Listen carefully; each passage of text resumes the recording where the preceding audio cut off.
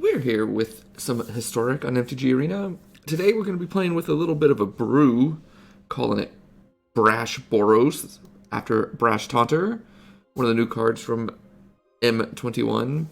5 mana 1/1, seems pretty unassuming, but it does have Indestructible, and more importantly, when it's dealt damage, it deals that much damage to target opponent. So Brash Taunter plus, say, Star of Extinction will deal 20 damage to the Taunter, which will in turn deal 20 damage to the opponent.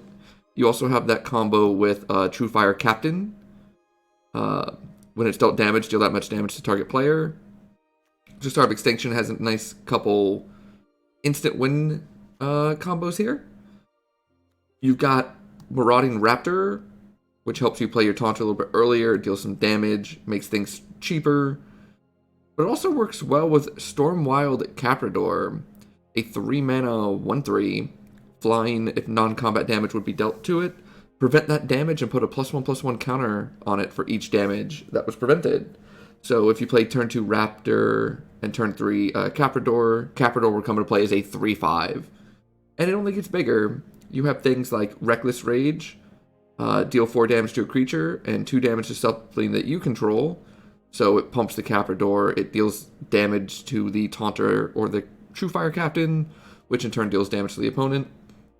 You got some mass removal spells, Fiery Cannonade, Anger of the Gods, Sweltering Suns, just a board wipe, but they also work well with Caprador and Taunter and Captain.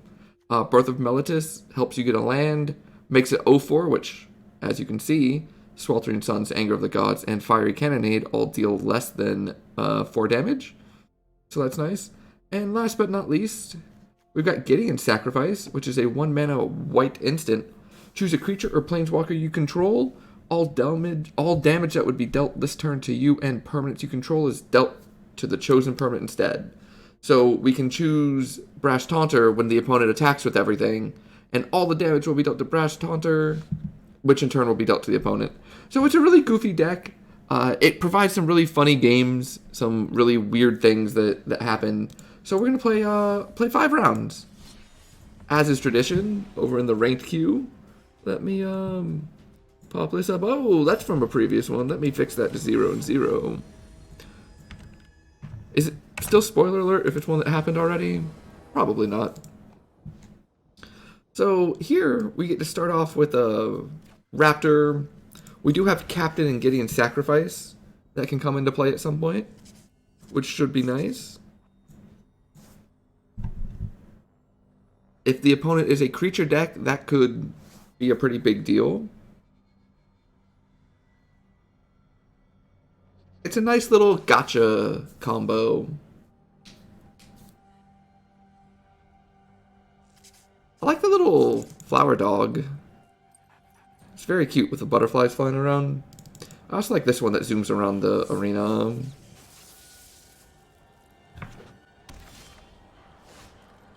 We'll go ahead and play Sacred Foundry tapped. Reckless Rage is very good with both Raptor and Captain. Looks like the opponent is on the Sultai Hour of Promise Field of the Dead deck. This is being recorded on Sunday night. Tomorrow, there's supposed to be bans in Historic. I'm expecting it to be Field of the Dead. We'll see if that's correct. So this might be the last video where one of our opponents plays Field of the Dead. We're not too concerned by it. True Fire Captain and Gideon's Sacrifice can turn the tables very quickly.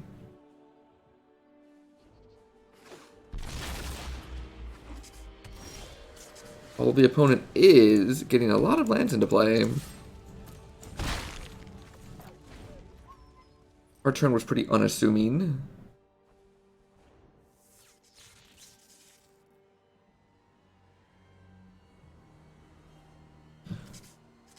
They still do not have a... Never mind. I was going to say they don't have a Field of the Dead, but they do have an Hour of Promise. So the zombies are going to start. On the bright side,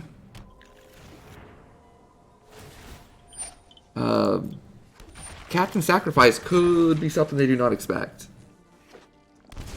I'm surprised they didn't get 2 Field of the Deads. Wow, this is their turn 4. And they have, what is that, 1, 2, 3, 4, 5, 6, 7, 8, 9, 10 lands in play?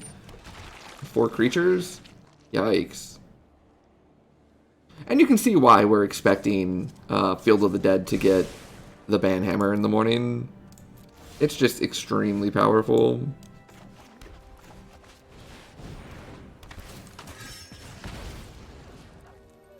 We'll go ahead and poke them for 2. No attacks. Neat little combo there. Player creature, deal 2 damage. I did not want to trade the Raptor for 2 zombies. I'd rather just keep it back. Thoughtseize. So they see the solution. They see the double sacrifices, which should make life difficult for them. They end up taking the Reckless Rages, or one of the Reckless Rages.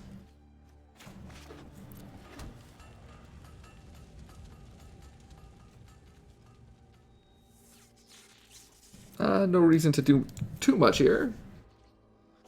We do have plenty of time.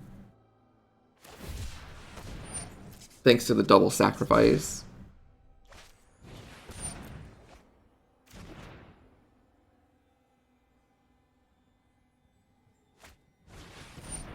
Although Extinction Event is a pretty good one. So here they'll just go even. That's going to get rid of all the zombies as well. A bit unfortunate.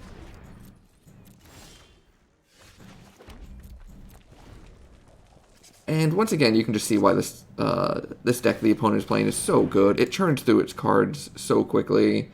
It gets so much mana onto the battlefield so quickly. Here, they'll probably just get 2 Field of the Deads. Make 6 zombies. Oof.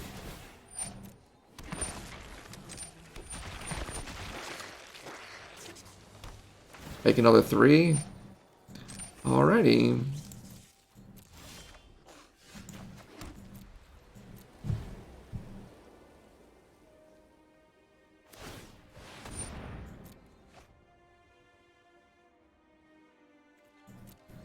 So we need to draw our Brash Taunter.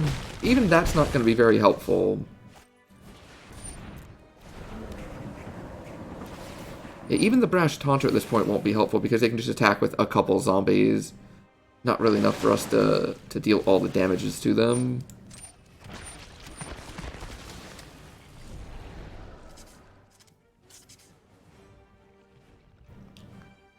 They get to replay this Uro here too, right? Unfortunate.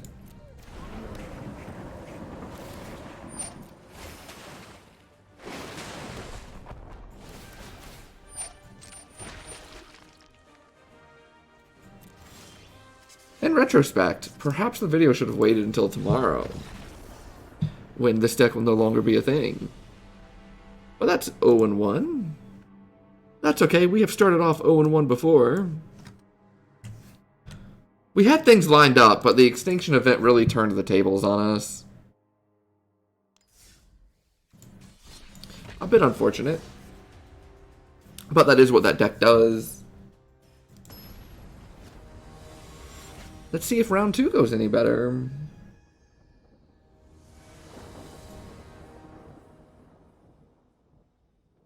Yeah, this hand seems quite good, actually. I'm actually a big fan of this one. If the opponent is mono-red, this hand could be quite good. I actually do want this land.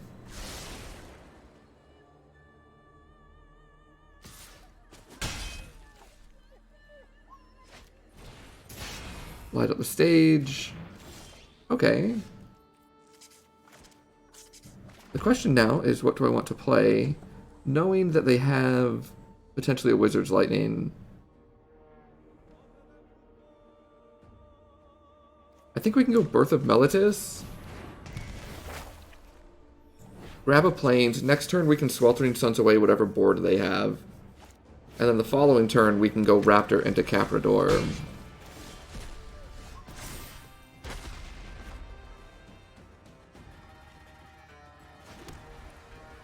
Actually, we don't even need to Sweltering Sun. We can, Oh no, this is Oh, that's funny. This is actually a pirate, so Cannonade does not kill it. Not very many pirates.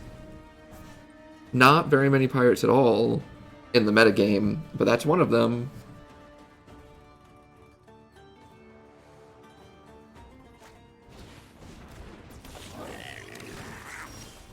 So we're gaining some life here.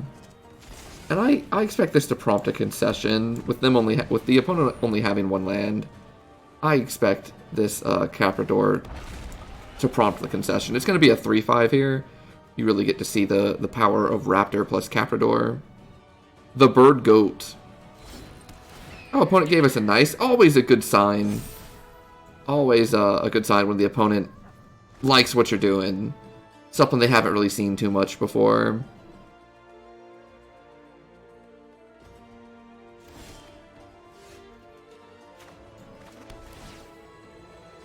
So here we will see what's up here. I don't think we want another Raptor. I think at this point, all we really need to do is attack for 5.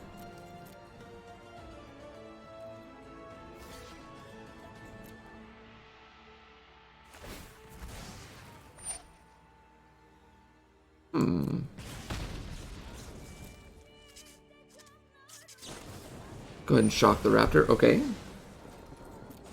Still get to hit them for 3, and this Caprador is going to be very difficult for them to deal with, considering the fact that they can't burn it out. And in fact, it's going to get bigger here. We'll play Fiery Cannonade. Kill their creature, make our Caprador a 5/7.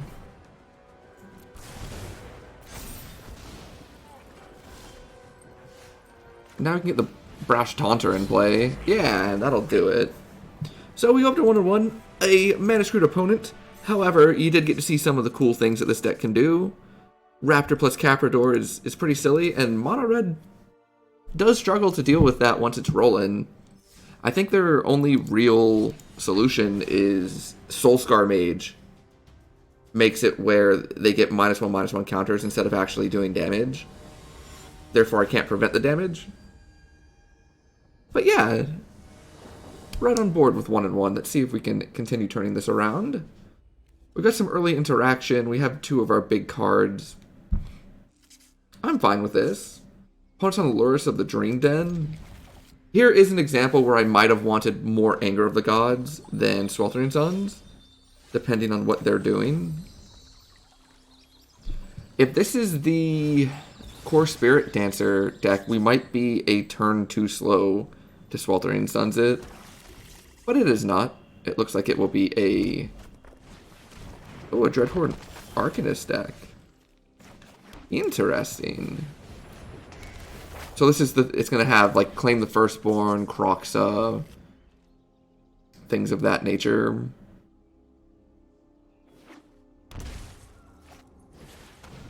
Young Pyromancer is fine. We'll get to Sweltering Suns this turn.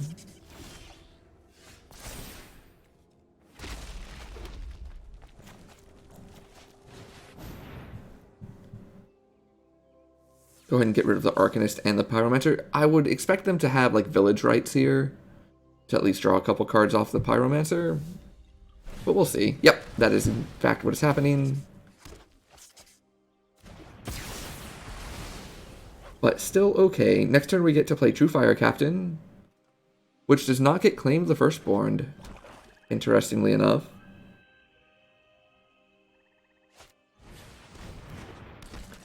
Priest of the Forgotten Gods, and a Kroxa. What do we want to discard? I think we want to discard Raptor.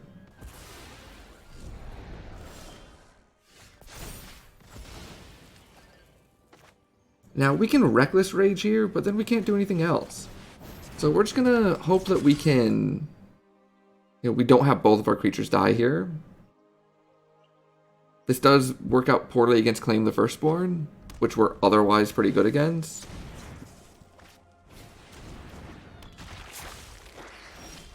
Excellent. That did not come up.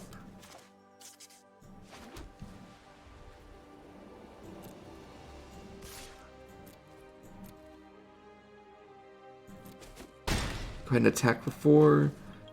And then we're just going to go ahead and kill this Priest of the Forgotten Gods. Deal the opponent 2 more damage. That means they can, like, Arcanist Village Rites back. Well, that's okay.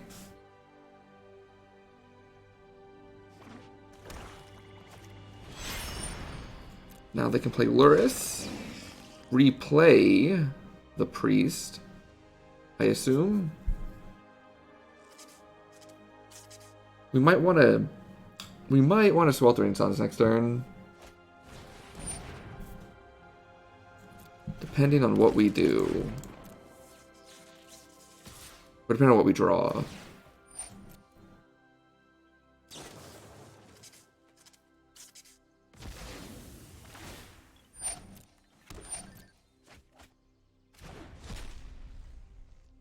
Alternatively, we can get Brash Taunter into play.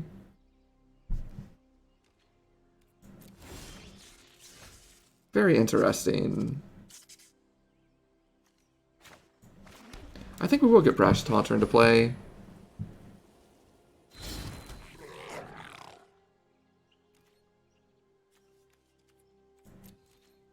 And then we can follow up with Sweltering Suns the next turn. Do they have another Village Rites? Yeah, Young Pyromancer and Village Rites is such a good combination.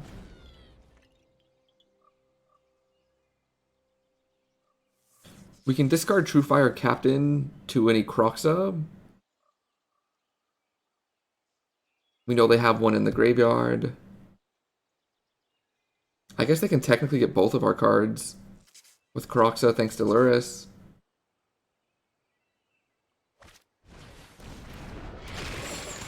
That's in fact what they're going to do.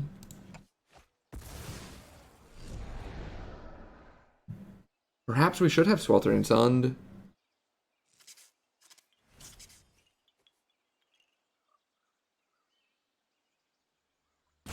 Although Brash Taunter does get to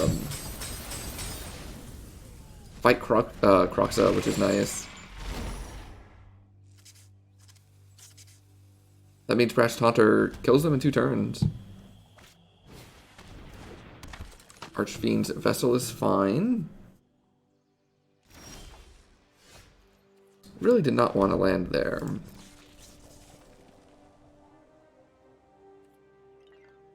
Now, do we want to attack for 4? No, I don't think so. We have 2 things held back that they really don't want to attack into. They have to gain life some way this turn or get rid of our Brash Taunter.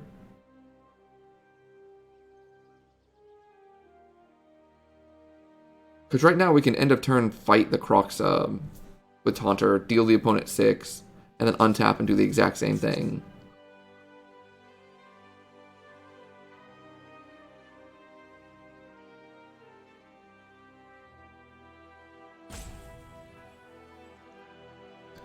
So let's see what they choose to do. Attack with the Vessel. We don't care about them really getting a... Oh, okay. So here what we can do is block the Kroxa there. And block the Young Pyromancer here. Block the Luris. What would this be? They're going to gain 4. 6, 12. And we'll only deal 2. Oh yeah, but when we untap, it'll be fine. So we take some damage. We deal them 2. And then they take 6. A little bolt dog flying around the screen. The Puppet Jace is definitely the little pet avatar thingy that terrifies me the most. That thing is frightening. Young Pyromancer, Archfiend's Vessel, that's fine. Another Kroxa, totally fine.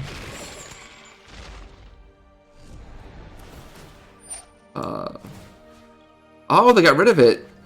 I see. So the plan was to maybe get rid of both their Croxas. But we went ahead and fought with the trigger on the stack. And now next turn we can just fight Young Pyromancer. And that should get the win.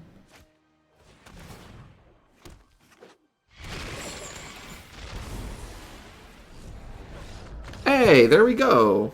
So Brash Taunter fighting a Croxa gets the job done. Takes us to 2-1. Let's go. Let's see if we can get that third win. We play 5 games in these videos. Really aiming for that 3 win. Really want to go over 500. 3 and 2 is the goal. But even 2 and 3 with this deck I would be happy with. This deck is one of those where it's kind of goofy, kind of silly, and then some games it just actually looks solid.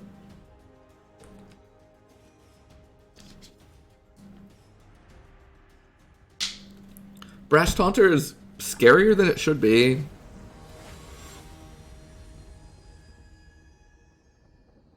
Playing against Bolt, Snap, Bolt. 2 lands, Sweltering Suns, Captain Taunter. Yeah, this seems fine. And then 2 other removal spells. I'm okay with this. Oh, that's perhaps the best draw on the deck. Maybe Birth of Meletis would have been slightly better.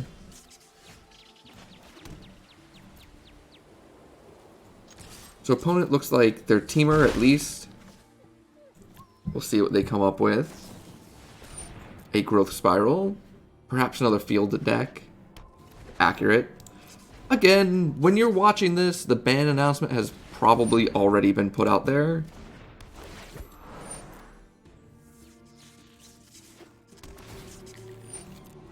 So you might not run into many of these decks yourselves, which may or may not be a good thing.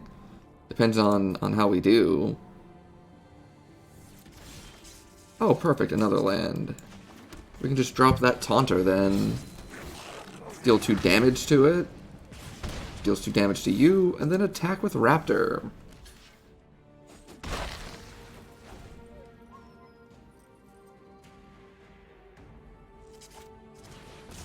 Opponent casts Explorer. They're still a couple lands away from Field of the Dead activations. Looks like they're 2 land types away. Or different named lands. Okay, now 1. True Fire Captain. Ping you for 2.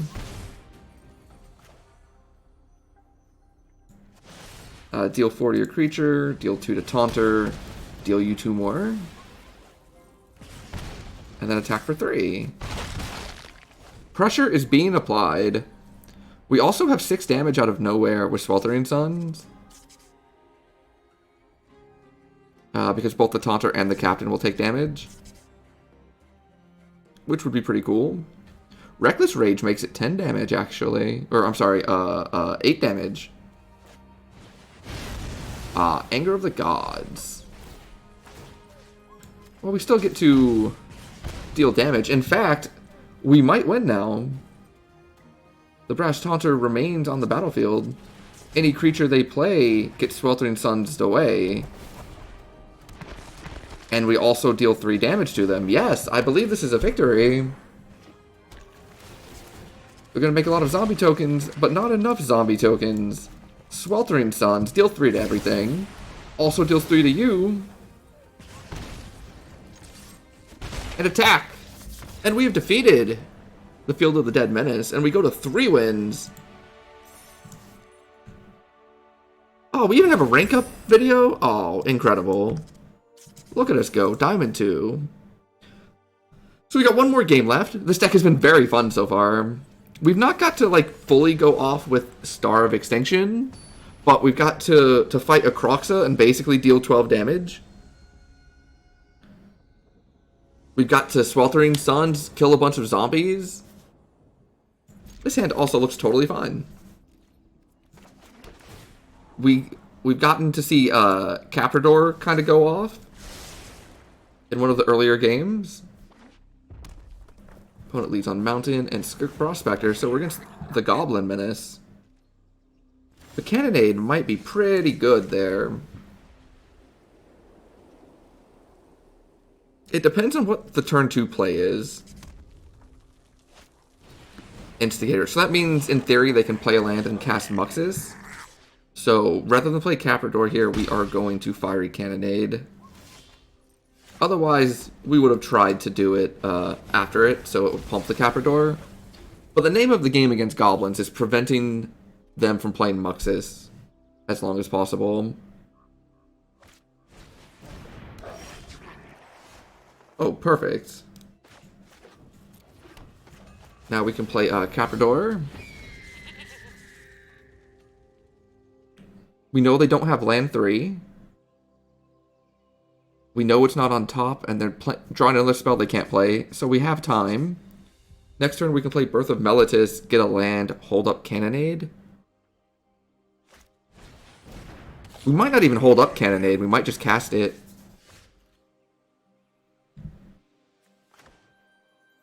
Let's think here. Yeah, because we do not want the top card to be like Skirk Prospector, which lets them play more sackless snoops for mana or anything. We also make our Caprador a 3/5. And then we can start getting the Taunters going.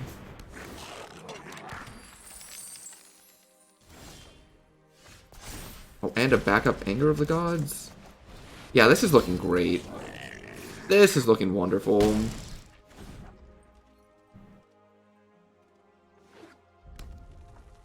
Anger would make the Caprador a 6-power creature. Also deal him 3 with a Taunter.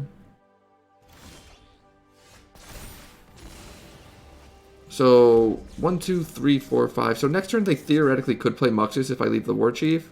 So we will just Anger.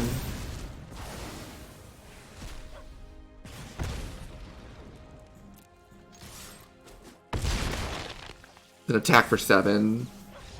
And we win! Let's go. 4-1. So that's the Boros, what do we call it? What do we call this? Let me go back to the deck list. Hurry up, server. Brash Boros after Brash Taunter. It worked out pretty well. Brash Taunter is really good against creature decks. Caprador was pretty great in the 2 games we saw it. Either being pumped up by Raptor or by Sweltering Suns and Anger of the Gods. In fact, there's also a fun little combo where Taunter can fight the Caprador to pump the Caprador. And then also deal damage to the opponent equal to the Caprador's power. We never did get to go off with Gideon Sacrifice, although in round 1, we had it lined up before the Extinction event. So all in all, I think this was very fun. I hope you enjoyed the video. I hope these looks into the historic decks that are kind of more off the wall that we've been doing a little bit lately are pretty fun. That's 2 straight Boros kind of control-y decks, which is really interesting. Normally you don't see that, but they've worked out really well. I appreciate you watching, and I'll catch you next time. Take care.